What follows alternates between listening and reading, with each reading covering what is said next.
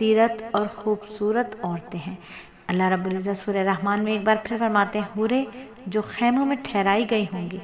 پھر سورہ صفات میں اللہ رب العزت فرماتے ہیں کس کے صفت فرما رہے ہیں؟ یہ حیادار جنت کی عورتوں کی صفت ہے۔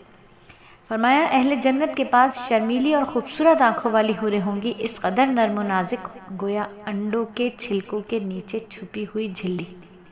سورہ سواد میں اللہ رب العزت فرماتے ہیں جنت میں اپنے شوہروں کے علاوہ کسی دوسرے کی طرف نظر نہ اٹھانے والی حوریں ہوں گی جو اپنے شوہروں کی ہم عمر ہوں گی۔ تو بات سمجھ آئی میری بیٹیوں، میری شہزادیوں؟ ان آیات کی روشنی میں کیا پتہ چلا؟ کہ اللہ رب العزت خود بھی بہت حجاب میں ہے، اور آپ نے یہی صفت حیا اور یہی حجاب ایک عورت میں بھی پسند فرمائی، جنت میں چھپا کر رکھی ہوئی، خیموں میں ٹھہرائی ہوئی، ہیرو موتیوں کی طرح غلافوں میں محفوظ۔ معلوم کیا ہوا کہ صنف نازک کا اصلی جوہر اور کمال کیا ہے؟ خوبی اور کمال یہ ہے کہ وہ چھپی رہے۔ دیکھو میرا بیٹا، آج جو زمانے میں تباہی اور بربادی ہو رہی ہے نا، یہ عورت کی بے پردگی کی وجہ سے ہو رہی ہے۔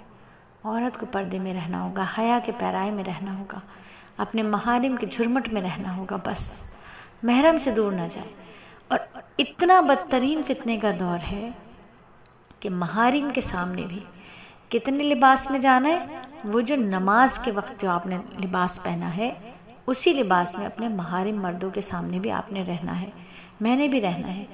ہاں، شوہر اس سے معاورہ ہے، شوہر نہیں، بھائی، باپ، بیٹا، بھتیجا، بھانجا، چچا، دادا، نانا، ان تمام کے سامنے، داماد، خاص طور پہ داماد کا بھی میں ذکر کروں گی، داماد کے سامنے بھی اتنے ہی حجاب میں رہنا ہے جتنا نماز کا وقت ہم لباس پہنتے ہیں۔ یعنی نماز میں کیا ہے؟ عورت کی جو کلائی کی ہڈی ہے، اگر وہ نظر آ جائے تو نماز کیا ہو جاتی ہے؟